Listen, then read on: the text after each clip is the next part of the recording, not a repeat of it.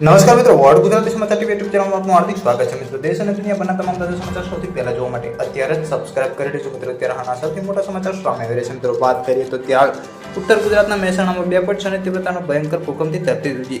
મળતી માહિતી મુજબ આપણે જણાવી કે ઉપલેટામાં મોટા ધડાકા બાદ આંચકો અનુભવાયો હતો. મળતી માહિતી મુજબ આપણે પણ જણાવી કે ગુજરાતના કચ્છમાં ભૂકંપના આંચકા હજી પણ અનુભવાઈ રહ્યા છે. મિત્રો, ત્યારે સૌરાષ્ટ્રના પંથકમાં પણ ધરતીકંપની અસર જોવા મળી છે અને અઠવાડિયા પહેલા તાલાળામાં ભૂકંપનો આંચકો અનુભવાયો હતો. ત્યારબાદ માળિયા હાટીવા તાલુકામાં જલંધર ગામે ભૂકંપનો આંચકો અનુભવાયો હતો. જ્યારે આંચકાના કારણે લોકોમાં ભયનો માહોલ ફેલાતા લોકો ઘરની બહાર નીકળી ગયા હતા.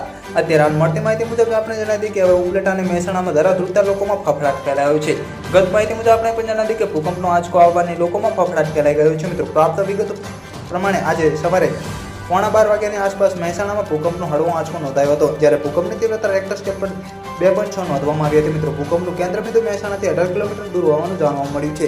જ્યારે ભૂકંપનો આંચકો આવવાથી લોકોમાં ફફડાટ ફેલાઈ ગયો હતો. મિત્રો, ઉપલેટામાં આંચકો આવતા લોકો ઘરની બહાર દોડી ગયા હતા. છેલ્લા મહિનામાં સૌરાષ્ટ્ર પંથકમાં 3 વખત ભૂકંપના આંચકાનો આવ્યો છે. મિત્રો, ઉપલેટામાં પણ આંચકાનો આવતા લોકો ઘરની બહાર નીકળી ગયા હતા. જ્યારે આજે સવારે મોટા ધડાકાનો અવાજ આવ્યો હતો અને ધરતી ધ્રુજતા લોકોમાં ભૂકંપ આવ્યો હોવાની ચર્ચાઓ જોર પકડ્યું હતું. મિત્રો, પલ પલની માહિતી વિડીયો મળતી રહેશે. વિડીયો ગમે તો લાઈક અને સબસ્ક્રાઇબ કરવાનું ભૂલતા નહીં.